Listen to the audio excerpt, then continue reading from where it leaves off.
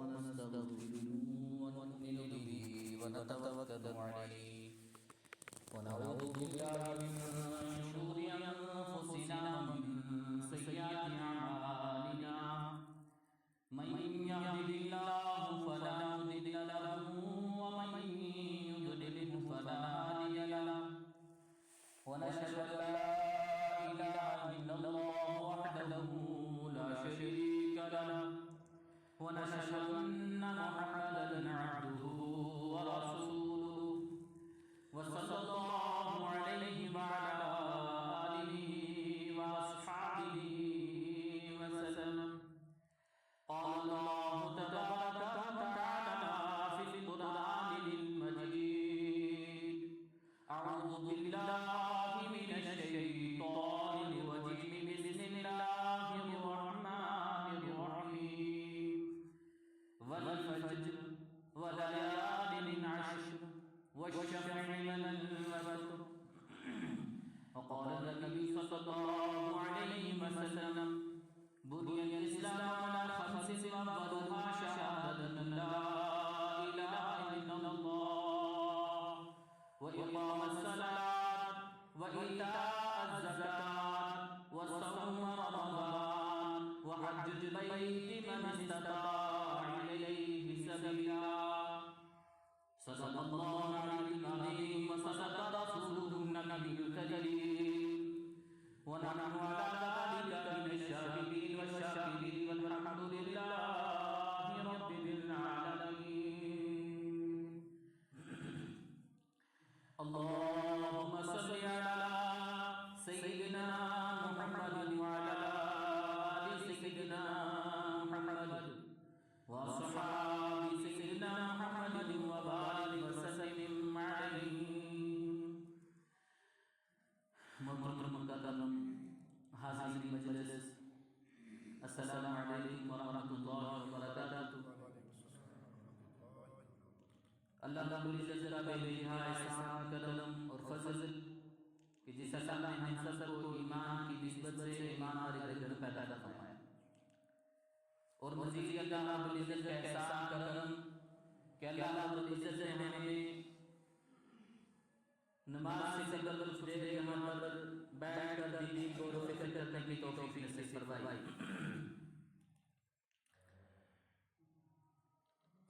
گزشتہ جمعہ پر اور کچھ جمعہ سے جیسا کہ آپ جانتے ہیں کہ اسلامی مہینوں کے اعتبار سے ہمارے سامنے تاریخی جو تعلیم تھی یا پھر ان اسلامی مہینوں کی جو فضیلت تھی وہ میں نے کوشش کیا حضرات کے سامنے رکھنے کی. رمضان مبارک سے یہ برکت والے مہینے مسلسل شروع ہو جاتے ہیں اور اسی برکت کو لے کر کے، اسی فضیلت کو لے کر کے یہ جو مہینہ آج چل رہا ہے ذوالحجہ کا مہینہ، یہ بھی اسی طرح باقی مہینوں کی طرح اپنے ساتھ برکت اور اپنے ساتھ بہت سارے اہمیات لے کر آیا ہے. یہ ذوالحجہ کا مہینہ کے تاریخی اعتبار سے بھی اس کو بہت ساری خصوصیت حاصل ہے اور اسلامی اعتبار سے بھی بہت ساری خصوصیات حاصل ہیں کہ اللہ رب العزت نے کہ اس امت پر بہت بڑا احسان کیا کہ جس طرح پہلی امتوں کہ ان امتوں کو بہت بڑی بڑی عمریں ملتی تھی، اور یہ آخری امت قیامت کے قریب والی امت کہ اس امت کو اوسطاً 70 سال اور 70 سال کے اوپر ملی ہے، الا کوئی اس سے زیادہ چلا جاتا ہے. ان تمام امور کی وجہ سے کہ وقت چونکہ زندگی کا اتنا نہیں تھا، اگر عام حالات کو دیکھا جاتا، عام امور کو دیکھا جاتا تو ان امور کے چلتے ایمان والے اور یہ آخری امت اتنے اعمال نہیں کما سکتی تھی کہ جتنے اعمال پہلے امتوں نے جمع کیے ہیں. کہ اللہ نے کرم نوازی کا معاملہ اس پر ساتھ فرمایا کہ مختصر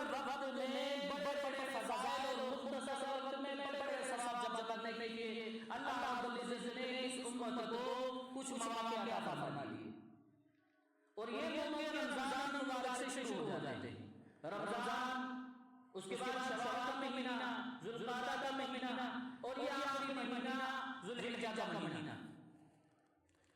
کہ اللہ رب العزت نے کہ میں نے آپ حضرات کے سامنے جو آیت کریمہ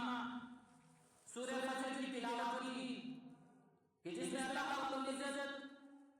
قسم کھا کر فرما رہے ہیں والفجر، صبح کے وقت کی قسم، واللیالین عشر،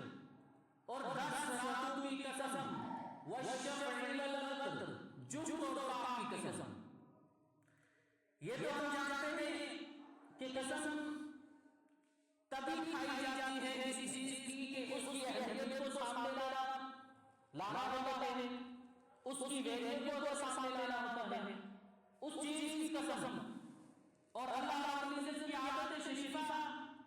کہ اللہ رب العزت نے جس چیز کی قسم کھائی اس چیز کی ویلیو امام آدم تک پہنچانے کی۔ یہاں پر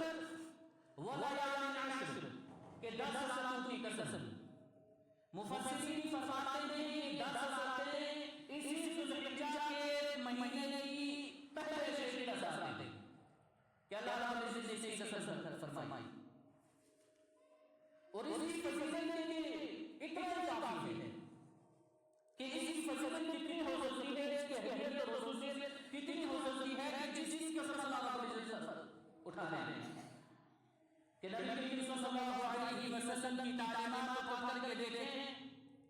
تو اس میں اس عشرہ ذوالحجہ کے پہلے شہری بہت ساری فضیلتیں سامنے آتی ہیں۔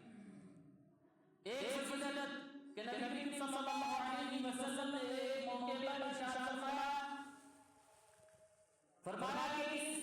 عشرہ کا اس مہینے کے پہلے عشرے میں اس میں ایک دن کا روزہ رکھنا، فرمایا عام پورے سال کا روزہ رکھنے، پورے سال کا روزہ رکھنے کے برابر ثواب ملتا ہے۔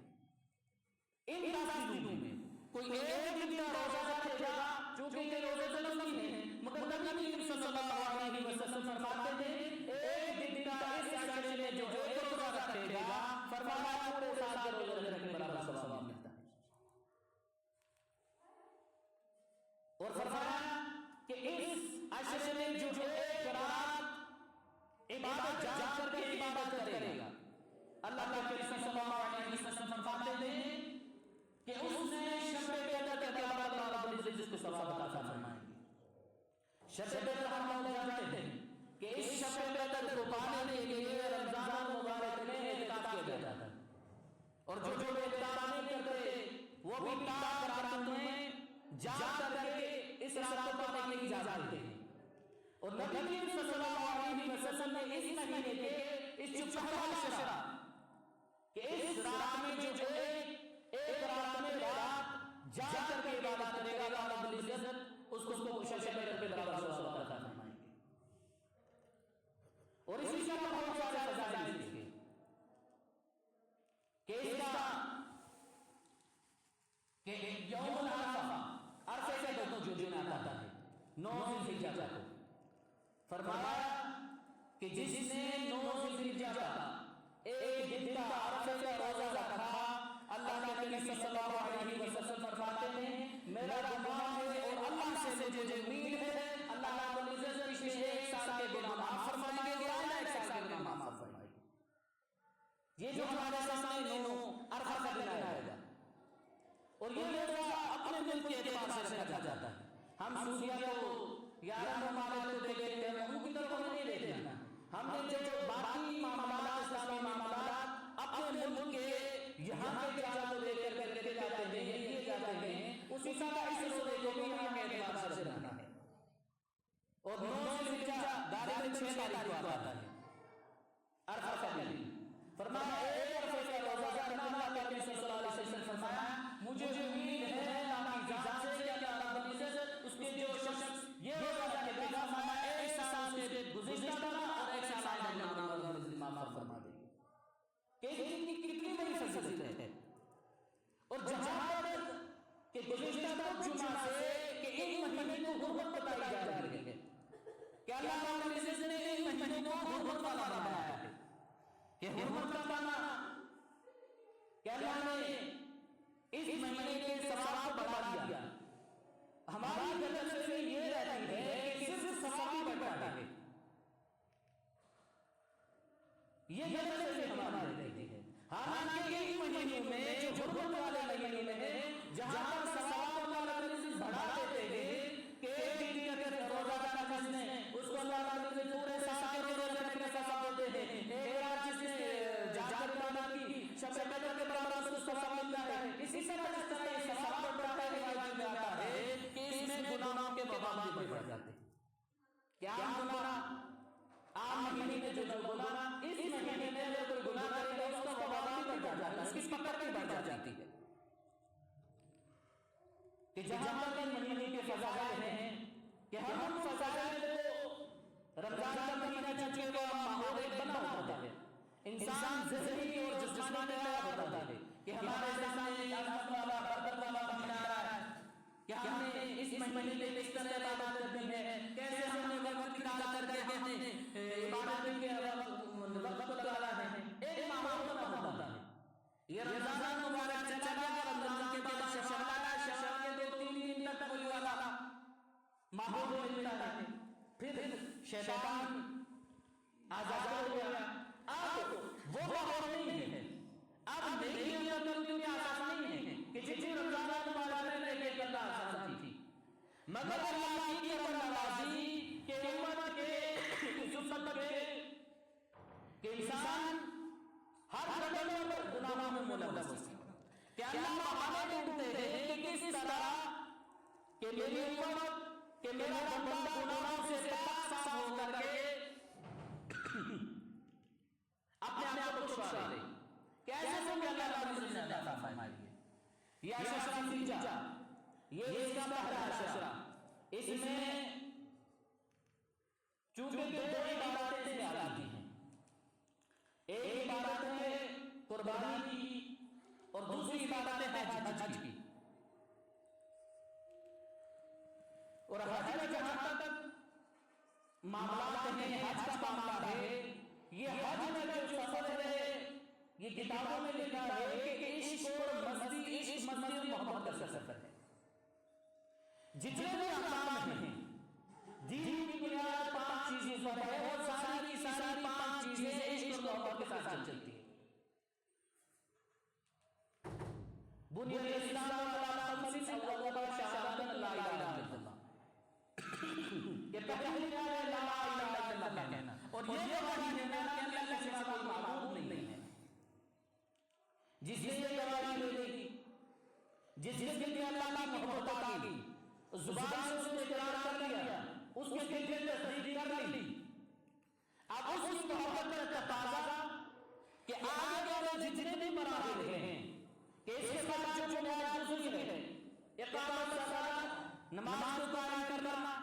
کہ جس کے دل سے پہلے اللہ کی محبت آ گئی اب نماز کا ادا کرنا اور قائم کرنا اس کے لیے آسان ہو جاتا ہے. اور اسی طرح کہ اب اور محبت بڑھائی پھر ایتاء زکات کے زکات دینا بھی دے آسان ہو جاتا ہے. کہ فرمایا کہ جو حج ہے یہ عشق محبت پر مبنی ہے کہ اللہ کی جتنی محبت انسان ایمان والے کے دل میں ہوگی اتنا ہی حج کی محبت اور حج کے سفر محبت کے دل میں آئے گی. چونکہ یہ ذی الحجہ مہینہ ہے, بہت سارے ہمارے ساتھی, بہت سارے ہمارے ایمان والے کہ اس مہینے میں حج کے سفر کو نکلتے ہیں اور حج جیسا اہم فریضہ ادا کرتے ہیں. ہم بھی اللہ رب العزت سے دعا کریں کہ اللہ رب العزت ان کے حج کو قبول فرمائے اور اللہ رب العزت ہمیں بھی توفیق عطا فرمائے. اور ایک چیز یہاں پر سمجھیں کہ انسان کی زیادہ محبت نہیں ہوتی ہے, یہ حج کی, اللہ کے گھر کو دیکھنے کی, نبی کریم صلی اللہ علیہ وسلم کے دوبارہ روزے کو دیکھنے کی. اگر محبت دل میں نہیں ہوگی وہاں تک انسان نہیں پہنچ سکتا ہے. ایک انسان, ایک شخص, اس کے پاس مال بھی وافر مقدار میں موجود ہے کہ وہ اپنا مال خرچ کر کے سفر پر جا سکتا ہے, مگر نہیں سارے لوگ ہمارے سامنے ہمارے معاشرے میں کہ مال کے پاس بڑے بڑے ہیں لیکن سفر اس سفر کے لیے تیار نہیں ہے, نہ خود جا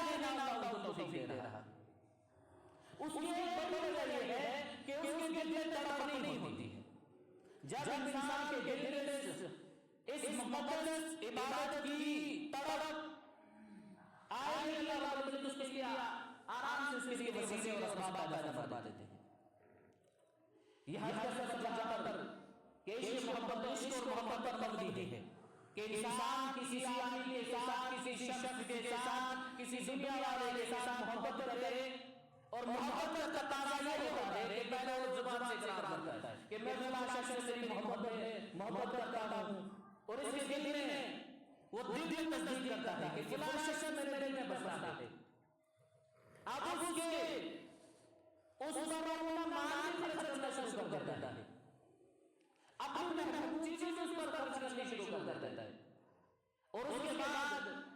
کہ اس کو جس طرح وہ چاہتا ہے کہ میرا محبوب کہ جس طرح میں کو دیکھنا چاہوں اسی لباس میں آ جائے، اور جس طرح میں چاہوں کہ یہ ایسے لباس میں اس کے اوپر بیٹھا ایسا ہو، وہ انسان کوشش یہ کرتا ہے کہ میرا لباس میں اوپر بیٹھا میرے محبوب کی چاہت میں آ جائے۔ یہ دنیا کی محبت ہے کہ ٹھیک اسی طرح اللہ کی محبت جب دل میں آتی ہے، انسان کے دل سے اقرار، زبان سے اقرار نکلتا ہے، لا الہ الا اللہ محمد رسول اللہ صلی اللہ علیہ وسلم۔ اور بعض کے انسان کہ جس میں محبوب چاہتا ہے، کہ جس میں اللہ چاہتا ہے کہ میں اپنے دل میں کوئی فیصلہ لینا چاہتا ہوں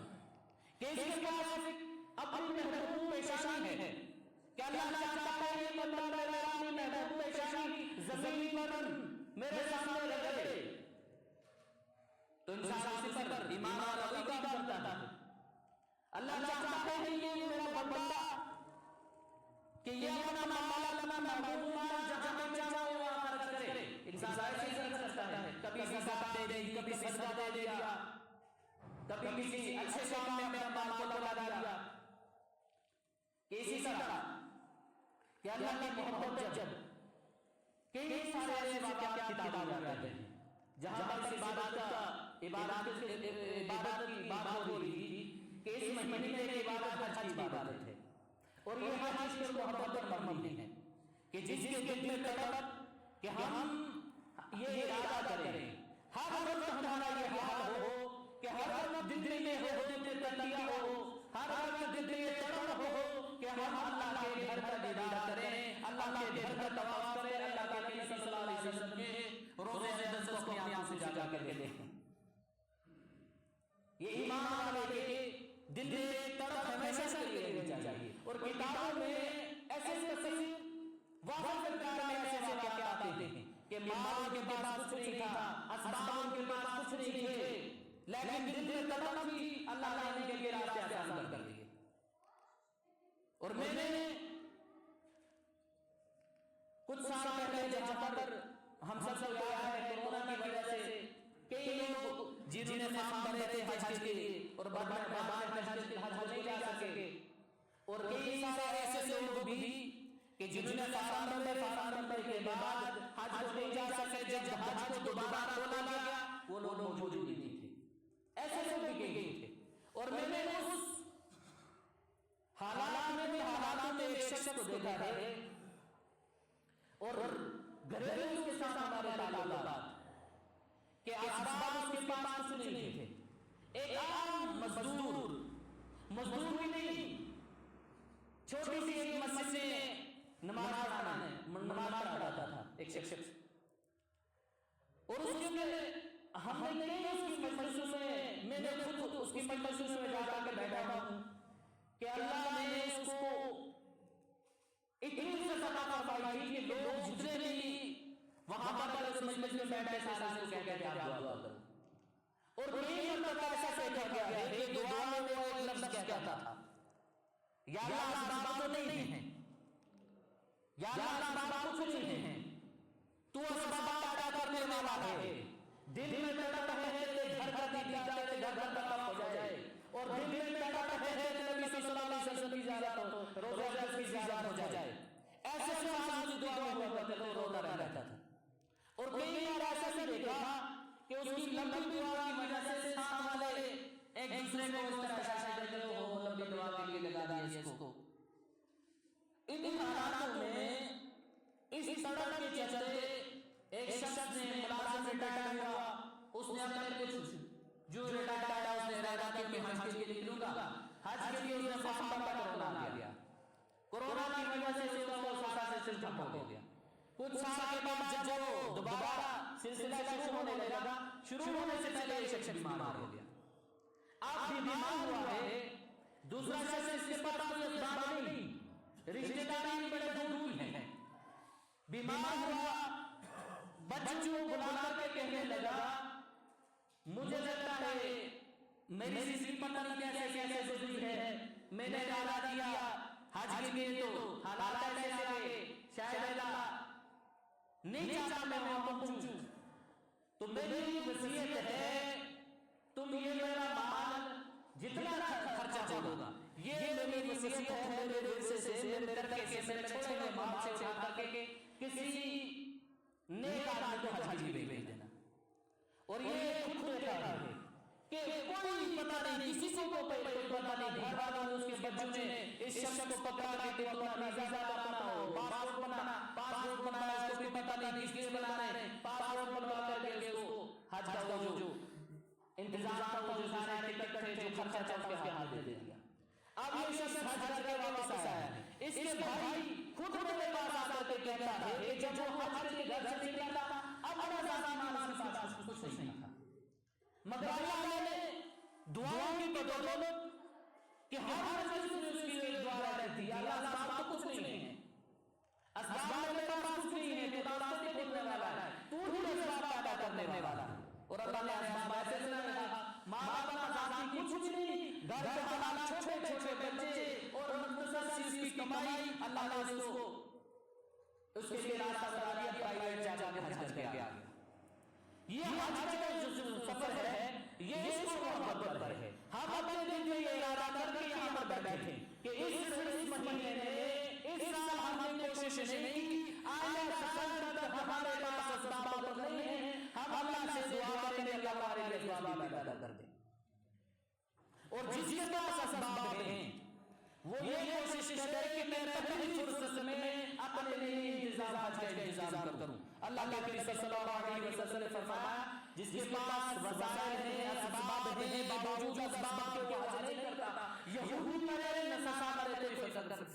فرق نہیں پڑتا۔ ایمان والے کے لیے کہ استطاعت اس کے پاس ہے، حج کرنے کے لیے نہیں جاتا، حج کو نہیں کرتا، یہودی مرے یا نصارا مرے کوئی فرق نہیں پڑتا۔ اور یہاں پر اس مہینے کی مناسبت سے ایک عبادت تو حج کی ہے، دوسری عبادت ہے قربانی کی، کہ ہمارے سامنے کہ بہت سارے لوگ، بہت سارے بھائی کہ جنہوں نے قربانی کے ارادے کیے، اللہ رب العزت کے ارادوں کو قبول فرمائے، اور اللہ رب العزت جنہوں نے ارادے نہیں کیے، اسباب کے چلتے، وسائل کے چلتے جو ارادہ نہیں کر پایا، اللہ رب العزت قربانی سے پہلے ان کے پاس اسباب مہیا فرما دے۔ یہ قربانی بہت بڑی فضیلت ہے، اس کی فضیلت پر تو انشاءاللہ آئندہ ایک جمعہ آئے گا عید سے پہلے، اس پر کوشش یہ ہوگی کہ تفصیل سے اس کے مسائل اور فضائل پر بات ہو، کہ اس سے پہلے ہم ایک چیز دھیان میں رکھیں کہ قربانی کے جانور، اور بہت سارے لوگوں نے قربانی کا ارادہ کیا ہے، بہت سارے لوگ ایسے ہیں کہ جنہوں نے ارادہ بھی کر لیا ہے اور جس سے مال خریدنا ہے، جس سے جانور خریدنا ہے، اس کو پیسے بھی دے ہیں، جانور بھی پرانے مالک کے پاس ہے، اور یہ جس نے ارادہ کیا ہے عید سے ایک دن پہلے عید ہی والے دن اپنے گھر میں لا کے اب قربانی کرے گا۔ حالانکہ اصول یہ ہے کہ قربانی کے جانور کی کم سے کم اس کی بہترین طریقے سے خدمت کی جا سکے، اور اس کی خدمت کر کے، اور جانور کی خدمت کر کے انسان اس جانور سے مانوس ہو جاتا ہے، کہ جس جانور کی خدمت کی جاتی ہے، جس جانور کو ہاتھوں سے پالا جاتا ہے، اس کو کھلایا جاتا ہے، انسان سے مانوس ہو جاتا ہے، اور انسان کے لیے اس کی محبت آ جاتی ہے۔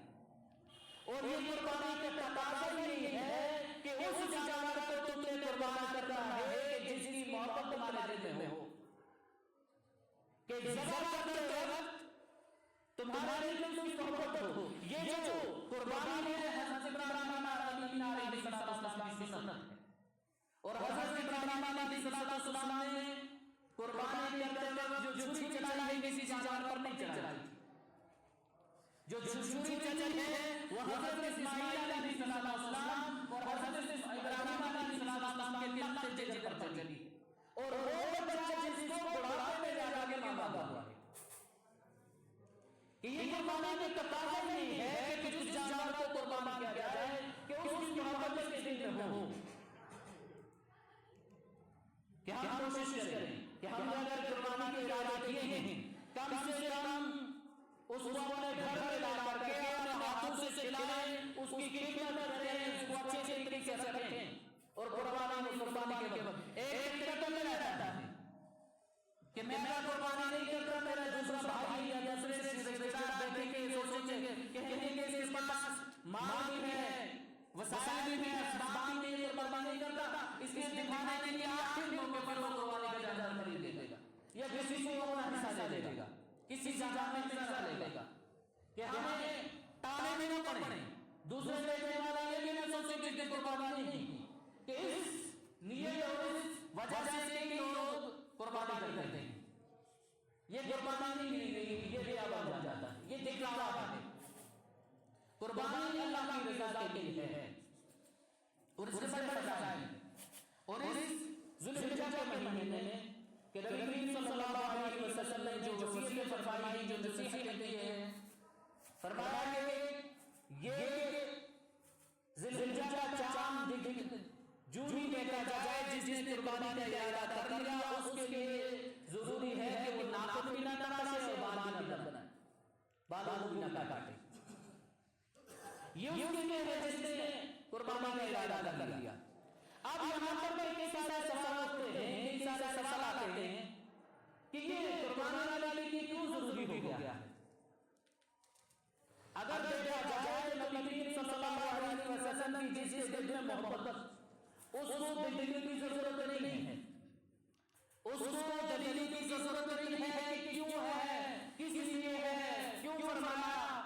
اور کب فرمایا, اس کو ضرورت نہیں پڑتی ہے. اس کو بس اتنا سننا کافی ہو جاتا ہے کہ نبی صلی اللہ علیہ وسلم نے فرمایا کہ ایسا کرنا ہے یا ایسا نہیں کرنا. یہاں پر نبی صلی اللہ علیہ وسلم نے جو قربانی کرنے والے کے لیے حکم فرمایا کہ اس کو چاند دکھنے کے بعد قربان اپنا جانور قربان کرنے تک نہیں کرانے ہیں, بال نہیں بنانے ہیں. اس کی بہت ساری حکمتیں ہیں کہ قربان اللہ کے نبی صلی اللہ علیہ وسلم کی بشارت پر اور اللہ کے نبی صلی اللہ علیہ وسلم کی ذات اقدس پر کہ قیامت تک آنے والے ہر امتی کا نبی صلی اللہ علیہ وسلم کو احساس تھا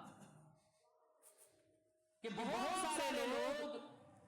ایسے ہوں گے جس طرح احساس بہت سارے لوگ ایسے جو ہمارے معاشرے سے حج کے سفر کے لیے ہیں اور بہت سارے ایسے جو نہیں نکل سکیں گے, وسائل کو لے کر, اسباب کو لے کر کے, استطاعت کو لے کر نہیں جا سکے کہ نبی صلی اللہ علیہ وسلم نے علماء لکھتے ہیں یہ حکم اس لیے فرمایا کہ جس کو وہاں احرام باندھنے کے بعد حاجی ناخن نہیں تراش سکتا, بال نہیں بنا سکتا اور بہت ساری اس طرح اور پابندیاں ہیں. وہاں پر حاجی کی پابندیوں اس کو کرنا ضروری ہے. اور یہاں پر بیان کر کے قربانی کے جیسے ارادہ کر لیا کم سے کم حاجی کی مشابہت اختیار کر سکے کہ جو حاجی وہاں پر پروانہ دار کہ اللہ کے حکم پر چل رہا ہے, احرام باندھنے کے بعد جو پابندیاں پر لگی ہوئی ہیں ان پابندیوں پر پورا کر رہا ہے کہ یہاں پر بیٹھا ہوا انسان جس کے پاس وسیلہ نہیں تھا, جو وہاں پہنچ نہیں سکتا تھا, اس کے پاس یہ ہے کہ نبی صلی اللہ علیہ وسلم نے فارمولہ بتا دیا کہ حاجی کی طرح تم بھی مشابہت اختیار کر لو کہ کل قیامت کے دن اللہ رب العزت کے سامنے کھڑے ہو کر یہ آدمی یہ کہہ سکے کہ الہی تیرے محبوب بندوں کی شفاعت لے کر آیا ہوں, الہی تیرے محبوب بندوں کی شفاعت لے کر آیا ہوں. حقیقت میں اس کو دور کرنے کی صورت لے کر آیا کہ میں حاجی تو نہیں بن سکا, میں نے ہاتھ تو نہیں باندھا, میں نے وہاں پر جو احکام تھا تو نہیں کر سکا, لیکن تیرے محبوب بندوں کی شکل اختیار کر لی ہے کہ اللہ کے سامنے انسان جواب دے سکے. تو یہاں پر یہ جو حکم ہے نہ واجب ہے نہ فرض ہے، چھوڑنے پر کوئی گناہ نہیں ہے، لیکن کرنے پر بہت بڑا ثواب ہے. تو جس نے کیا اللہ رب العزت قبول کرے، جس نے نہیں کیا آئندہ انشاءاللہ کبھی بھی قربانی کا ارادہ ہو، ہم جان دینے کے بعد قربان جانور قربان کرتے ہیں کہ ہم باہر نہ بنائیں، ناخن نہ تراشیں. اور قربانی کے لیے